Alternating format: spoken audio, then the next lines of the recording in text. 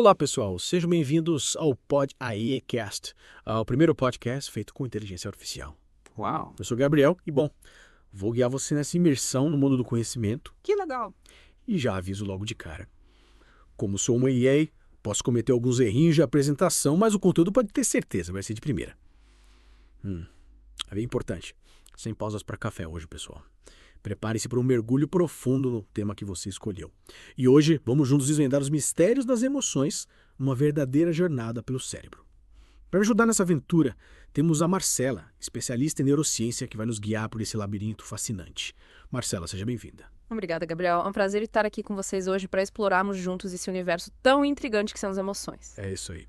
E para começarmos nossa jornada, mas ela me explica uma coisa, o que é de fato uma emoção? É só um sentimento, um frio na barriga ou tem algo mais por trás disso? Afinal, todo mundo sente, mas poucos entendem de verdade o que acontece dentro da gente, não é mesmo? É verdade, Gabriel. E essa é uma pergunta que intriga a humanidade há séculos. As emoções são como temperos da vida, elas coloram nossas experiências, moldando nossas ações e reações. Elas são muito mais do que um simples sentimento passageiro. Envolve uma complexa interação entre o nosso corpo e o nosso cérebro, influenciando desde os nossos pensamentos até as nossas decisões. Interessante. E como o cérebro entra nessa história toda? Onde as emoções são processadas? Tem uma central de comando das emoções dentro da nossa cabeça. Imagine que o seu cérebro é uma grande cidade com vários bairros interligados. E existe um bairro nessa cidade que é super importante para as emoções, o sistema límbico. Pense nele como o maestro de uma orquestra, coordenando diferentes áreas do cérebro para criar a sinfonia das emoções. Que analogia interessante. Mas como esse maestro, o sistema límbico, age na prática? Como ele orquestra emoções como o medo ou a alegria? É como se ele tivesse uma varinha mágica que controla os nossos sentimentos. Na verdade, o sistema límbico é um mestre em receber informações do mundo exterior através dos nossos sentidos, você se lembra? Visão, audição, tato, olfato e paladar. Ele processa essas informações e, a partir dessa análise, gera reações diversas. Algumas a gente percebe facilmente, como as mudanças fisiológicas, o coração acelera, a gente começa a suar frio, a respiração fica ofegante. Outras reações são as expressões faciais, como o sorriso, as sobrancelhas franzidas e até mesmo os nossos comportamentos, como a vontade de fugir ou de abraçar alguém. Então quer dizer que o nosso corpo reage fisicamente às emoções. Interessante. Você pode nos dar um exemplo prático de como isso funciona? Algo que ajude o pessoal que está nos ouvindo a visualizar como tudo isso acontece dentro da gente. Claro, imagine que você está andando tranquilamente na rua e de repente dá de cara com um cachorro enorme latindo ferozmente. Seus olhos captam a imagem ameaçadora, seus ouvidos registram o latido estridente. Toda essa informação sensorial é enviada ao sistema límbico a toda velocidade.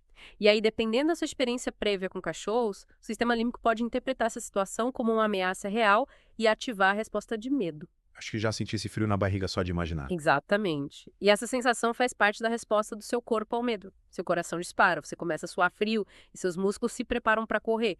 É o instinto de sobrevivência entrando em ação, te preparando para o que o seu cérebro interpreta como perigo. Nossa, que fascinante. Mas me diz uma coisa, Marcela. Essa mesma situação do cachorro poderia gerar emoções diferentes em pessoas diferentes. Tipo, uma pessoa pode sentir medo e outra pode ficar até contente em ver o cachorro, o que explicaria reações tão diferentes. Com certeza, Gabriel. A interpretação do evento, baseada em experiências passadas, memórias e até mesmo na cultura em que a pessoa está inserida, influencia diretamente a emoção gerada. Uma pessoa que cresceu com cachorros e teve experiências positivas pode associar o latido a uma saudação amigável. Já para alguém que já teve uma experiência negativa com um cachorro, o latido pode ser um gatilho para o medo. É como se cada um de nós tivesse um filtro individual que colore a forma como percebemos o mundo. Eu entendi. Então, a mesma situação pode ser interpretada de formas completamente diferentes, resultando em emoções diversas. É incrível como o nosso cérebro processa tudo isso em questão de segundos, né? E já que falamos sobre diferentes tipos de emoções, como medo e alegria, existem categorias como emoções boas e ruins.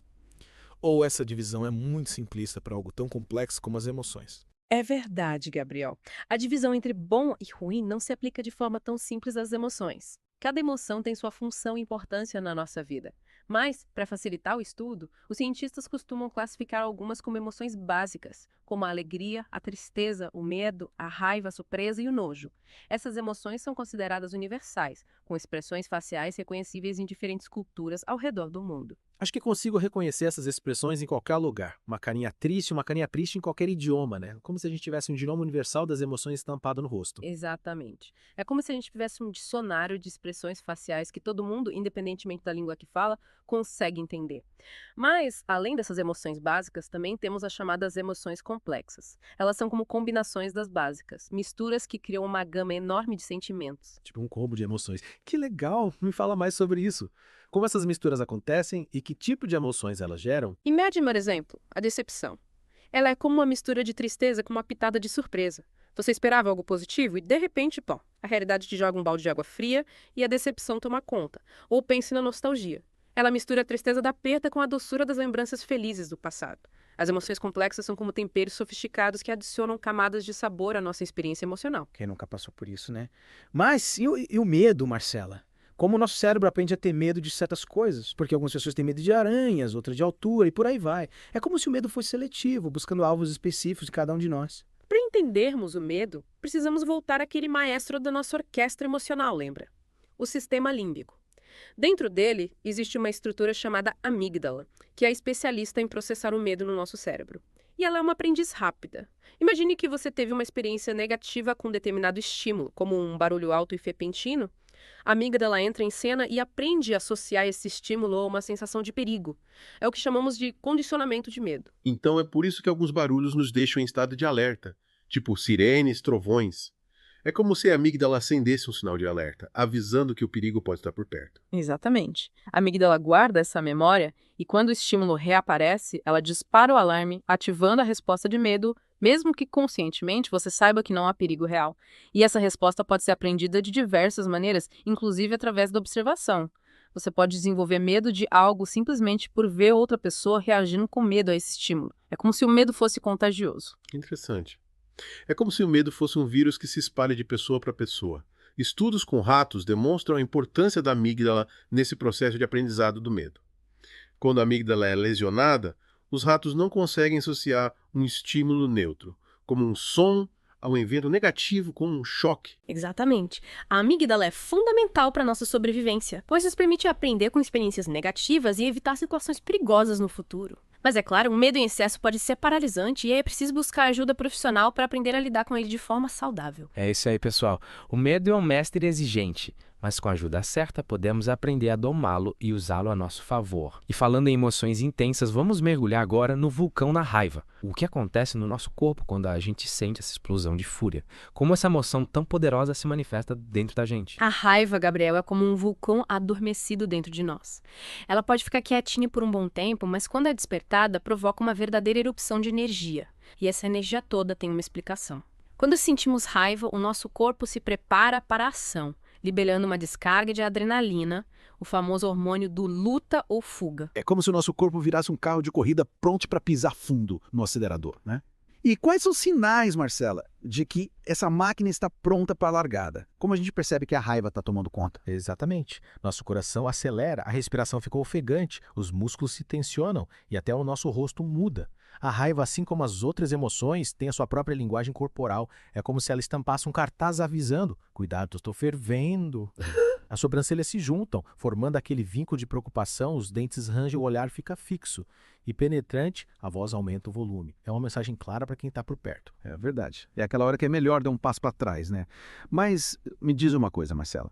O que a gente pode fazer para controlar a raiva antes que ela nos controle? Tem algum botão de desligar para essa explosão de adrenalina? Controlar a raiva é um desafio e tanto, mas não é impossível. A primeira dica é prestar atenção aos sinais de que ela está chegando. Reconhecer os sintomas como aceleração dos batimentos cardíacos, a tensão muscular, a respiração ofegante, é o primeiro passo para não deixar a raiva assumir o volante.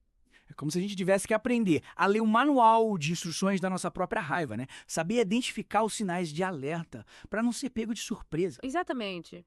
E uma das técnicas mais eficazes para controlar a raiva é a respiração profunda. Inspirar profundamente pelo nariz contando até 5 e expirar lentamente pela boca também contando até 5 ajuda a acalmar o sistema nervoso e a diminuir a intensidade da raiva. É como se a gente apertasse o botão de pausa para dar tempo ao nosso cérebro de processar as emoções. Respirar fundo é sempre uma boa pedida, né? Mas e outras técnicas, Marcela? O que mais a gente pode fazer para domar essa fera interior? A prática regular de exercícios físicos é uma ótima aliada no controle da raiva. A atividade física ajuda a liberar a energia acumulada e a reduzir o estresse, além de promover a sensação de bem-estar. É como se a gente canalizasse a energia da raiva para algo positivo. Além disso, técnicas de relaxamento como a meditação e o yoga podem nos ajudar a desenvolver a autoconsciência, a controlar os impulsos e a lidar com a raiva de forma mais assertiva. Parece que a gente precisa encontrar uma válvula de escape para a raiva, né? Uma forma de liberar essa energia de forma construtiva sem deixar que ela nos domine. Exatamente. E é importante lembrar que a raiva, assim como todas as emoções, tem o seu lado positivo. Ela nos impulsiona a lutar contra injustiças, a defender nossos direitos, a romper com situações que nos causam dor ou frustração. O problema é quando ela nos controla e nos leva a agir de forma impulsiva e agressiva, prejudicando a nós mesmos e aos outros. A chave está em encontrar o equilíbrio, em aprender a usar a energia da raiva a nosso favor, sem deixar que ela nos domine. Mas e quando a raiva é direcionada a alguém, Marcela? O que a gente pode fazer para lidar com essa situação sem sair no braço? Como a gente coloca a comunicação em jogo quando a raiva está presente? Nesse caso, a comunicação assertiva é fundamental. É preciso aprender a expressar os nossos sentimentos de forma clara, respeitosa e objetiva, sem atacar ou culpar a outra pessoa. A ideia é abrir um canal de diálogo para que o conflito possa ser resolvido de forma pacífica. É como construir uma ponte em vez de levantar um muro. Comunicação é sempre a melhor solução, né? Mas e se a outra pessoa não estiver disposta a dialogar? O que a gente faz quando bate com a cara na porta? Nesses casos, o melhor a fazer é se afastar da situação e buscar um momento de tranquilidade para lidar com as próprias emoções. A gente não pode controlar a reação dos outros, mas podemos controlar a nossa. É como escolher sair de um ambiente tóxico para respirar puro. Às vezes a melhor resposta é o silêncio, né? Mas, e quando a gente guarda a raiva para dentro, engolindo os sapos e fingindo que tá tudo bem? Isso faz mal. É como se a gente estivesse acumulando bombas relógio dentro da gente. Guardar a raiva para si mesmo é como varrer a sujeira para debaixo do tapete. Ela continua lá, só que escondida. E com o tempo, essa sujeira acumulada pode se transformar em um problema ainda maior. A raiva reprimida pode se manifestar de outras formas, como dores de cabeça, problemas digestivos, ansiedade e depressão e até mesmo doenças autoimunes. É como se o nosso corpo estivesse nos enviando um sinal de alerta de que algo não vai bem. Então a gente precisa dar um jeito de extravasar a raiva antes que ela nos corroa por dentro, né? Mas como fazer isso de forma saudável sem machucar os outros ou a nós mesmos? Encontrar formas saudáveis de expressar a raiva é fundamental. E as opções são muitas. A prática de exercícios físicos, por exemplo, é uma ótima maneira de liberar a energia acumulada. A arte, a música, a escrita também são canais poderosos para expressar emoções. Conversar com um amigo, um familiar, um terapeuta também pode ajudar a colocar para fora o que está te incomodando. O importante é encontrar o que funciona melhor para você, o que te ajuda a se sentir mais leve e em paz consigo mesmo. Parece que lidar com a raiva é um processo de autoconhecimento, né? A gente precisa entender os gatilhos que eles param os sinais que ela emite e as formas mais eficazes de lidar com ela. E já que estamos falando de emoções que nos pegam de surpresa, vamos mergulhar agora no mundo da surpresa. O que acontece no nosso cérebro quando somos pegos de surpresa? É como se a gente recebesse um choque elétrico que nos tira da rotina. A surpresa é uma emoção que nos coloca em estado de alerta, preparando-nos para reagir a algo novo, inesperado ou desafiador. Imagine que você está andando tranquilamente na rua e de repente alguém joga um balde de água fria em você. Qual seria a sua reação? Acho que eu pularia uns 10 metros de altura e provavelmente ficaria bem irritado. E aqui estamos nós, Gabriel, prontos para a última etapa da nossa expedição pelo mundo das emoções. Nessa jornada, exploramos como as emoções nascem no cérebro, como elas se expressam em nossos rostos e corpos, e nesta parte final vamos mergulhar na influência da cultura nesse universo. É como se a gente estivesse adicionando mais uma camada de complexidade a esse quebra-cabeça fascinante. Exatamente, Marcela. Já desvendamos os mecanismos internos das emoções e agora queremos entender como o mundo exterior, a cultura em que vivemos, molda a forma como sentimos e expressamos o que se passa dentro da gente.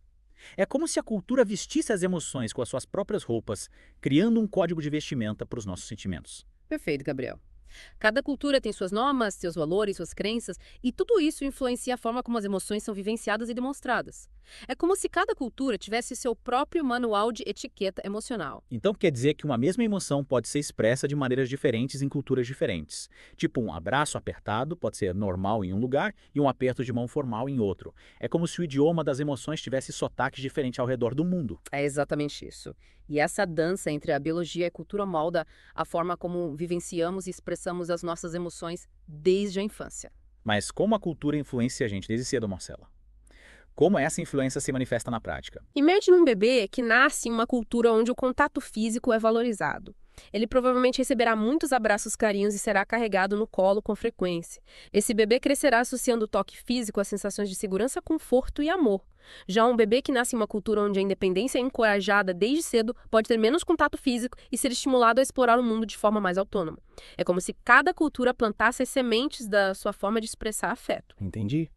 É como se a cultura moldasse o nosso dicionário emocional desde o berço. Aprendemos a interpretar as emoções dos outros e a expressar as nossas próprias de acordo com as regras do nosso grupo social. É como aprender um idioma, só que em vez de palavras usamos emoções. Perfeito, Gabriel. E essa influência cultural se estende por toda a vida, moldando a forma como lidamos com a alegria, a tristeza, a raiva, o medo e todas as outras emoções que colorem na nossa experiência humana. Fascinante. E você pode nos dar alguns exemplos de como a cultura influencia a expressão das emoções, Marcela? Para ajudar o pessoal que está em casa a entender melhor como essa dança entre biologia e cultura acontece. Claro. Em algumas culturas, como as latinas, a expressão da alegria é mais expansiva com demonstrações físicas de afeto, como abraços, beijos e sorrisos largos. É como se a alegria transbordasse, contagiando todos ao redor. Já em culturas mais reservadas, como a japonesa, a alegria pode ser expressa de forma mais contida com sorrisos discretos e gestos sutis. É como se a alegria fosse um rio que corre por baixo da terra, mais silencioso, mas nem por isso menos intenso. E a tristeza, Marcelo? Ela também se manifesta de formas diferentes em culturas diferentes. Tem lugar onde chorar é libertador e lugar onde chorar é sinal de fragilidade. Exatamente, Gabriel. Em algumas culturas é aceitável chorar em público quando se está triste, como uma forma de compartilhar a dor e receber o apoio dos outros. É como se as lágrimas fossem uma ponte que conecta as pessoas. Já em outras culturas, a demonstração de tristeza é vista como sinal de fraqueza e deve ser evitada a todo custo. É como se as lágrimas fossem um segredo que precisa ser guardado a 7 chaves. E a raiva?